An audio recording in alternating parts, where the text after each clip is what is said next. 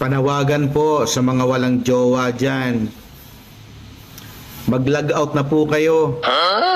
Nakakabagal lang po kayo sa internet. Gago!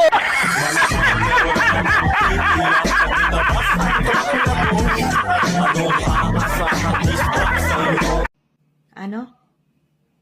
Nag-break lang kayo ng jowa mo, hindi ka na makakain?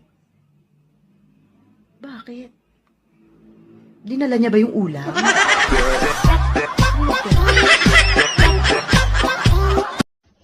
Kapoy ning kinabuhi oy, din ako mag-TikTok, mga animal, mga pinistig, ipang kulira, dili man gyapon mo like sa akong video, gibuhat na nako tanan, kasayaw-sayaw ko, kakanta-kanta, gatuwad-tuwad, gaambak-ambak, gatuyok-tuyok, wa man gyapon mo like sa akong video.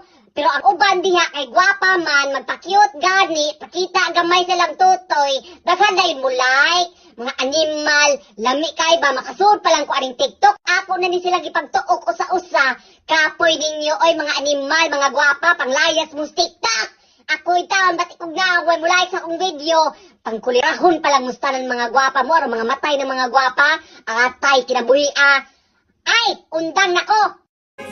Bisan paghunas, di kakaluwas. Pag-ampo na lang, kalahi ni imo at tupang Bisaya ni Bay, dili mi mahadlok mamatay. Akong piyansa bay, ay sipin naman. Bisaya ni Bay! Bisaya na dako, way pakay, way magbuot. Nganong tabis kay kato, animal kay kang dako. Usaman, natuog kag mahadlok ni og Wow, apil-apil sa away politika. Sana all. Murag yung narehistro. 10 araw na lang, Ano ang bagong batas ng Pilipinas? Huwag galawin ang adik. Magalit ang gobyerno.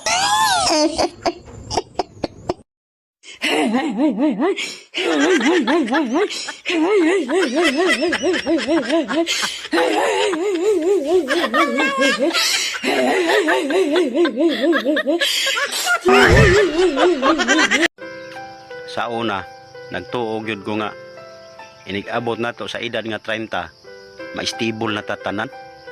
Pero wag yun ko magdahom nga mag-vlog-vlog raman di ay ta.